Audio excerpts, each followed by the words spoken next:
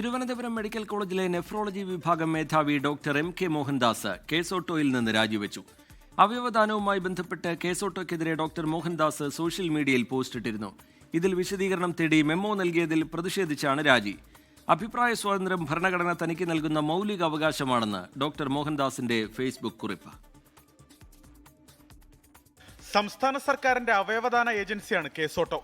സർക്കാർ മെഡിക്കൽ കോളേജുകളിലെ അവയവദാനം ഗണ്യമായി കുറഞ്ഞെന്നും പദ്ധതി കാര്യക്ഷമമല്ലെന്നും കണക്കുസഹിതം വ്യക്തമാക്കിയാണ് കേസോട്ടോ സൗത്ത് സോണൽ നോഡൽ ഓഫീസറായിരുന്ന ഡോക്ടർ എം.കെ. മോഹൻദാസ് ഫേസ്ബുക്ക് കുറിപ്പിട്ടത്. കുറിപ്പ് വിവാദമായതിനു പിന്നാലെ പിൻവലിക്കുകയും തിരുവനന്തപുരം മെഡിക്കൽ കോളേജ് അദ്ദേഹത്തോട് വിശദീകരണം തേടുകയും ചെയ്തിരുന്നു.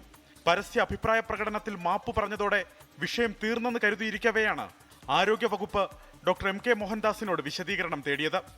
ആരോഗ്യവകുപ്പ് additional chief secretary doctor Rajan Khobragade doctor M K. മോഹൻദാസിനോട് വിശദീകരണം തേടി മെമ്മോ നൽകി.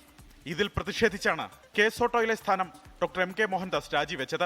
വ്യക്തിപരവും ആരോഗ്യപരവുമായ കാരണങ്ങൾ കൊണ്ട് രാജിവെക്കുന്നു എന്ന് ഡോക്ടർ എം.കെ. മോഹൻദാസ് ഫേസ്ബുക്കിൽ കുറിച്ചു. എന്നാൽ അഭിപ്രായ സ്വാതന്ത്ര്യം ഭരണഘടന തനിക്ക് നൽകുന്ന മൗലിക അവകാശമെന്നും ഭരണഘടനയിലും ജനാധിപത്യത്തിലും അംബേദ്കറിലും വിശ്വസിക്കുന്നുവെന്നും ഡോക്ടർ എം.കെ. മോഹൻദാസ് വ്യക്തമാക്കി.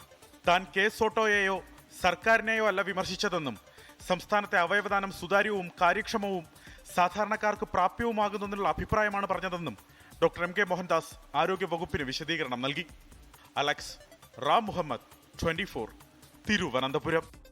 ലോകത്തെവിടെയായാലും ഏത് സമയത്തും 24 വാർത്തകളും ഓഗ്മെന്റഡ് റിയാലിറ്റി പാക്കേജുകളും എക്സ്പ്ലെയിനറുകളും വിശദമായി കാണാൻ ഞങ്ങളുടെ യൂട്യൂബ് ചാനൽ നിങ്ങൾക്ക് സബ്സ്ക്രൈബ് ചെയ്യാം.